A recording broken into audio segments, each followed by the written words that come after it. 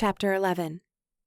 We were greeted outside the door by a woman with a single gray streak through otherwise shining black hair. Gray bags beneath her eyes contrasted the otherwise firm skin across shining cheeks and a smooth forehead. I'm Master Mora. I was once a student at the university, then I served there as an instructor. There are still a few of us old guard here at the academy. I didn't know what that meant. She led us to the dormitory, showed Shabana to her room, then left her to unpack as she led me next door. After unlocking it with an iron key, she handed the piece of metal to me, then pushed open the door. The head of a bed large enough for 3 butted against the right wall. A thick mattress topped and covered it from the high headboard to the poster's footings. A desk designed to slide perfectly into the corner was nestled in the far left. A tall dresser with rows of 3 drawers stood against the left wall. A round carpet filled half the room, flowing out from the center. I noted a brass candle holder on the desk, a narrow nightstand, and a quilt rolled up and tied off with a rope at the foot of the bed. Almost the entire back wall was covered in windows, and through them, I spied one of the massive green fields wrapping around the campus.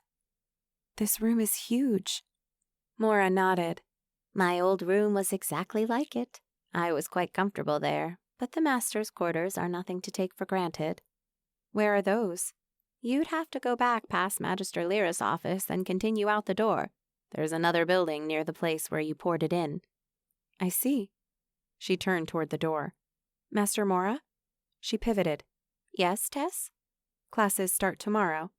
That's right. In the meantime, you can explore the campus and move about town. Get to know the area and our neighbors. Community outreach is important to us as we want the townspeople to support the academy, especially considering its past. What about its past? I'll leave those stories for others to tell. Suffice it to say, they welcome the new administration and purpose.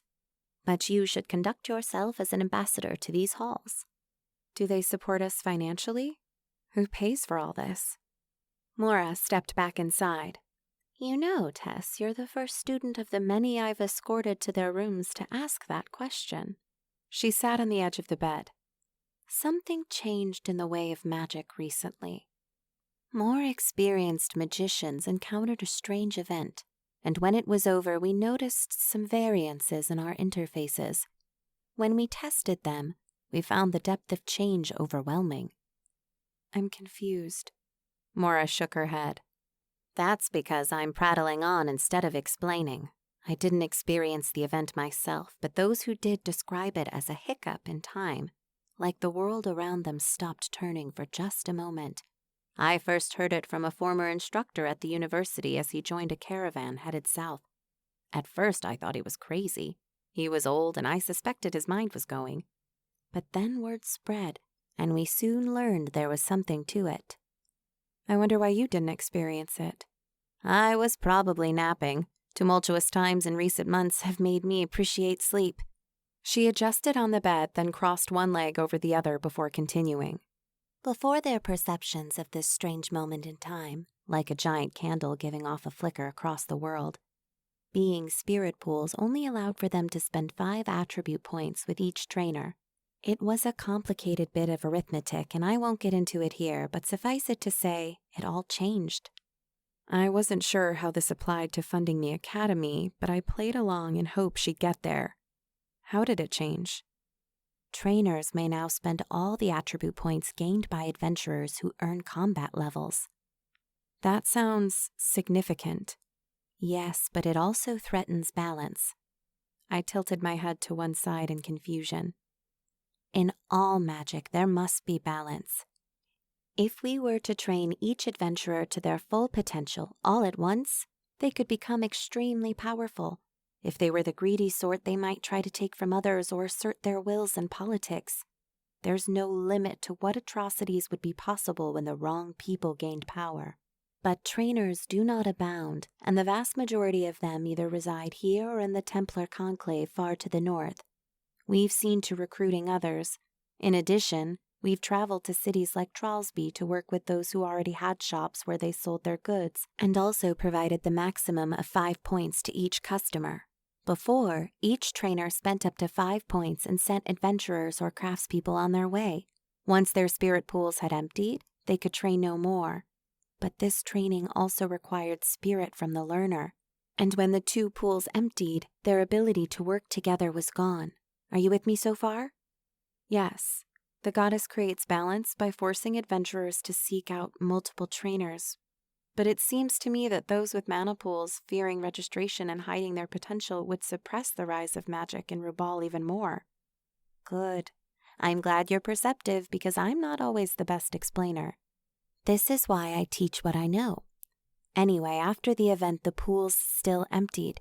But if the learned and skilled teacher refilled their pools, they found they could train again the next day. 5 more points? Mora nodded. There are no limits, just time constraints. Do you think the goddess did this because she saw how the powerful suppressed magic in combat training? I can't imagine how else it could happen.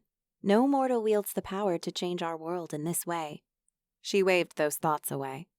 Anyway, Lyra devised a system we're using across eastern Rubal. By visiting what few trainers resided in Tralsby, here in Warrington and across the region, we've been able to adopt an agreement to set prices, controlling the market, if you will. I thought I got the gist of the concept. Although I didn't accompany my father to market, I did understand basic economics from my studies on the farm. Each point after the first 5 costs more than the last. In this way, we combine the constraint of the time limitation with the increasingly obstructive pricing to slow the growth of adventurers and craftsmen. Although we no longer register the users, we don't want our practices to resemble those of the monarch that left so many mages dead. We keep track of who buys what training. It's an informal process, but we've formed clans so we can communicate over long distances and keep up. But how is this different than registering the adventurers?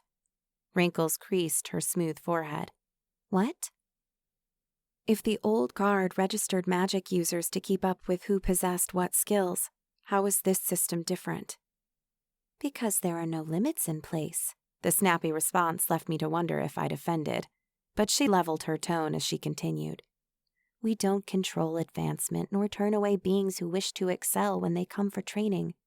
It's just good to keep track of those who advance. In case they decide to gather power to themselves? Right. A bell rang in my head. So the academy trainers charge for their services like anyone else, and that helps fund all this? I raised my hands and gestured around the room. Helps? I suppose that's the right word. But in the months since registration ended and troubles arose, farmers have dropped hoes in their fields and taken up swords. They come from all over to gather parties. Ancient maps have been discovered that reveal the locations of underground havens of evil long forgotten. There's no shortage of work, and if the dungeons aren't enough, demons swarm the lands in retribution for the loss of an underlord who once commanded them. They killed my father. She nodded. So I heard. I intuited Roshan was part of a clan chat at the university, like the one I'd learned about at the Burrow. The former soldiers in the governor's regiments have also formed bands and pillaged the countryside. They're banned from receiving training, but they continue to hide from us.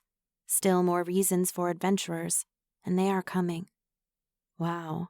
Turbulent times. Indeed. This is why I'm glad you're here.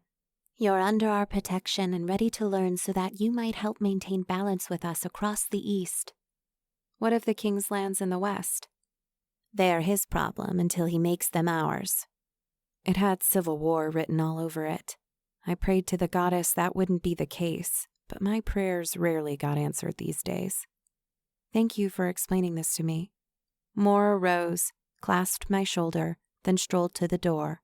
Without turning back as she grasped the handle, she said, Tess, I see a brightness in your eyes, a light less affected by the turmoil surrounding us. Strive to hold on to that light so you might someday bring hope to those who have lost it. People like you, but who have lost much more than one parent. I nodded. I will, Master Mora. Although the room was twice the size and much more comfortable than the room I'd lived in all my life to this point, it was a cozy space when the sun began its afternoon descent, and only indirect light painted my windows. I wanted to sit there on my new bed, process the events since my father's murder, then sleep. But excitement surged in the form of more than a few irregular beats in my chest when I remembered the hustle and bustle of the crowds in Warrington. Although my pockets were empty, it couldn't hurt to walk around and see what fare the shops had to offer. I stopped at Shabana's door to see if she would want to tag along, but her prattling voice indicated she'd already found someone to spend time with. Oh well, a little time on my own won't kill me. The people who milled on the streets wore clothes and styles I'd never seen. There was a woman in a yellow dress with straps revealing her shoulders and black hair that perfectly contrasted the color. Then the burly man 5 inches shorter than I with a bushy beard that sported a neat gray line right down the middle, as if it'd been painted there. But the group I spied near the end of the main thoroughfare painted themselves onto the canvas of my mind. I'd have guessed they were all in their 20s, but my lack of social interactions at the time lent little in the way of context. One wore a white robe so stained, I might have mistaken it for tan. Where Roshan, Liatra, and the mages of the academy wore longer robes that swept the floors when they walked, his only reached his shins. The neckline wore sweat stains and was tattered, but it was the one who walked in front, just ahead of him, who drew my gaze. He wore scratched gray armor that might have once carried a sheen. One shoulder guard was missing, and the other hung so it clanked against the side of his breastplate. Dried blood stains formed a 3-forked creek with one stream running right down the center of his nose and the other 2 following the curves around the inside of his eyes before crossing his lower cheeks. When he caught my eye, I turned my head away, but not before I caught the scowl his features scrunched into. Although he'd been injured, I'd spied no wound. The man in the stained robe must have healed him. Since they didn't wear the same uniform armor as the guards I'd passed so far, I assumed they must have been the adventurers I'd heard about, and judging from the way they carried their heads low, I gauged their adventure, whatever form that took, hadn't been a successful pursuit. When I was sure they'd passed, I spared a single glance over my shoulder. The man was looking back at me. I whipped my head around in time to spy a 2-story house at the end of the row. On the front stoop, bathed in the orange glow of the late sun, was a woman with dark hair pulled back into the kind of knot I'd tie on the farm to keep my hair out of my face. Although tall and thin, she had a buxom bosom to complement a tiny waist. She reached for a tray on the table in front of her, then dumped its contents into a tin pail. When she reached for another plate, she spotted me, her head tilted to one side, then she paused. Well, hello. Her tone was warm, soft, maybe welcoming. I looked around, but the remains of the afternoon traffic had moved off to the opposite end of the thoroughfare or dispersed altogether. When I turned back, the woman smiled. I was talking to you, sweetie. Not from around here, right? I shook my head. She waited a moment, although I wasn't sure for what. Maybe I was supposed to be filling in the quiet with a response, but I couldn't be sure. Well, where are you from? She waved me closer. My feet seemed rooted to the ground, anchored like the wheels on a disabled wagon left on a hill. When I forced them forward, she extended a hand. After a brief scan of the smooth skin, I grasped it. I'm Luly. Luly Grapples. I'm Tess. Just Tess, no surname? She leaned forward, peered up the street, then set her hand next to her mouth as if to tell me a secret. Or is there a bounty on your head? Surnames off limits? She chuckled, and it was a melodic, easy kind of sound that forced a smile to my lips. It was like her soft laughter had allowed me a brief insight into her true self, and I was comforted by what I saw. We don't have surnames. I'm Tess of Milbury, but I'm from nowhere near there. Our farm was at the base of the southern peaks. Guinness Peaks? I nodded. Yes, ma'am. It's not, ma'am, it's Luly.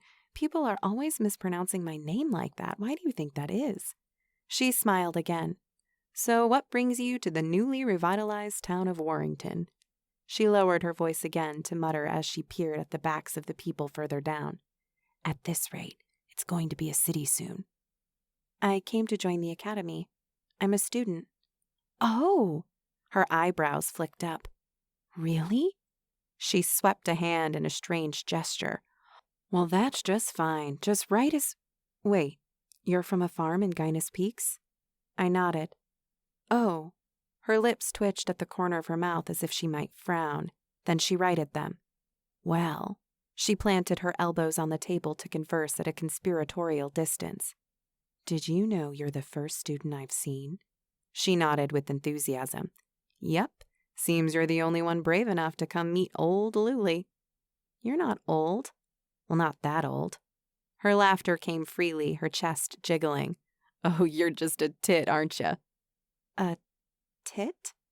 A better use of a vulgar word. Family tradition, I'm afraid.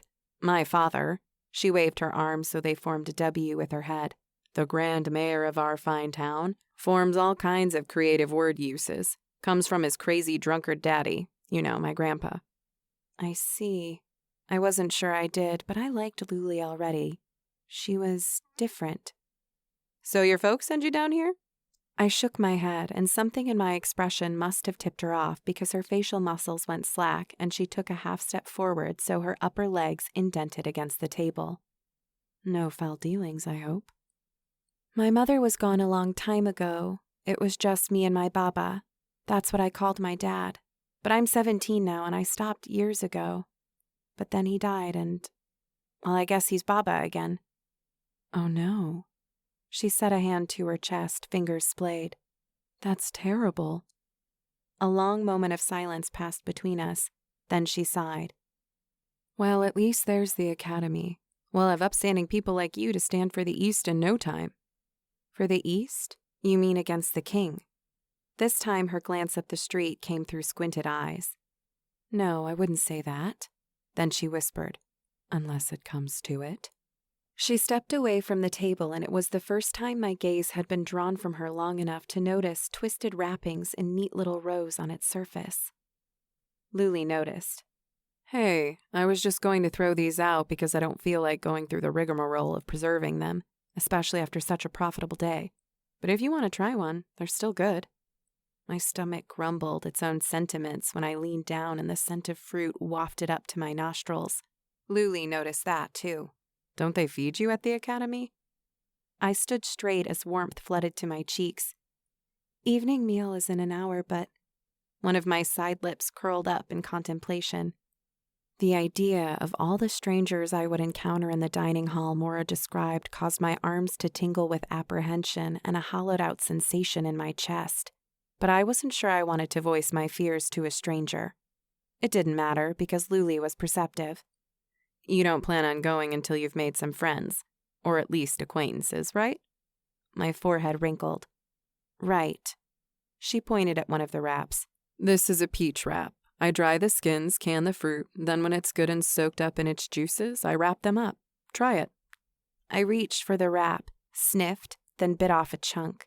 An explosion of sweet flavor filled my mouth with savory warmth. I'd done some canning in my time, but never with this result. I shoved the rest into my mouth and chewed desperately. I said with a full gullet. So good.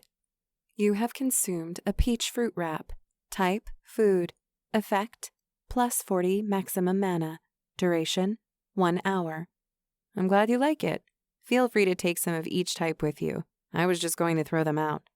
I'm afraid I have no way to carry them, but I thank you for your kindness.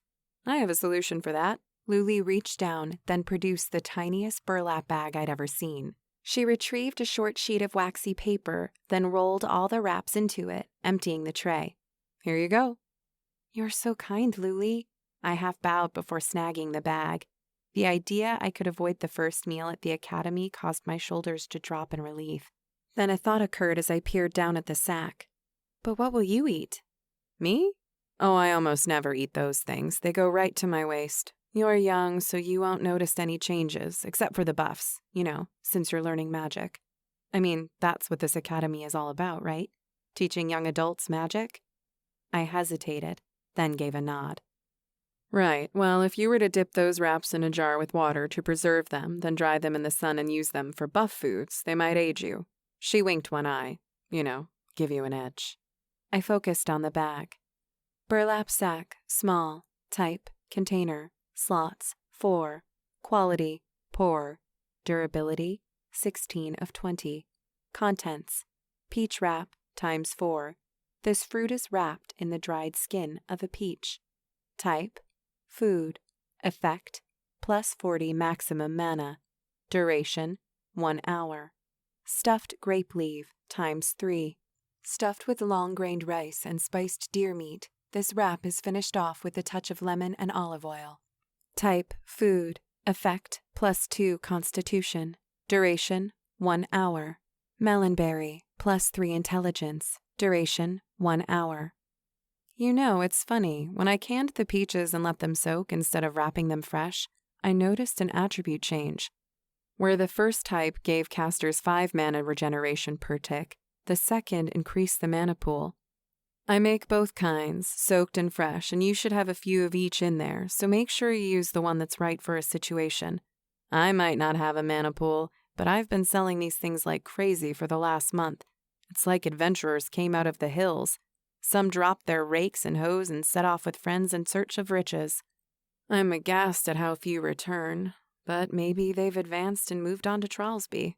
I'm just happy to have the business. I can hardly keep up. She raised an eyebrow.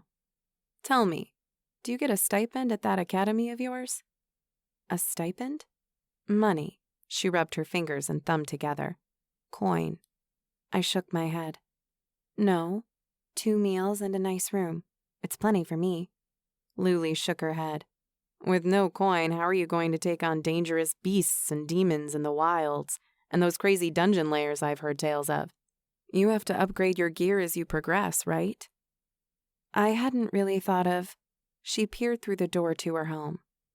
Perhaps we can help each other. I can hardly keep up these days. I don't have enough fruit jarred, and I could use someone to man the table while I'm out gathering or up here selling in the afternoons. I mean, this fruit doesn't pick itself. She met my gaze.